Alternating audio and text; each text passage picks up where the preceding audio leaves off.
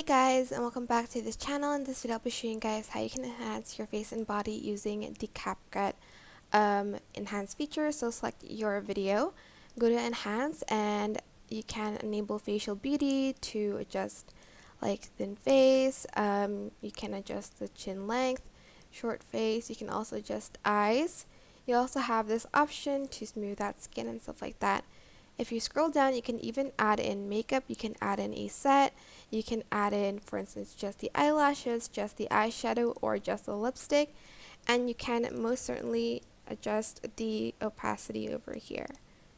Then you also have this for body. You can have like slim arms, slim legs, slim like body and stuff like that. And that's it. I hope this tutorial was helpful for you guys. Don't forget to like, comment, share, and also subscribe to this channel if you haven't done that already. If you have any questions, just leave it in the comment section down below and I'll try my best to answer them all for you guys. And if you found this video helpful, please click the thanks button above the description box down below. Thank you so much for watching. Goodbye!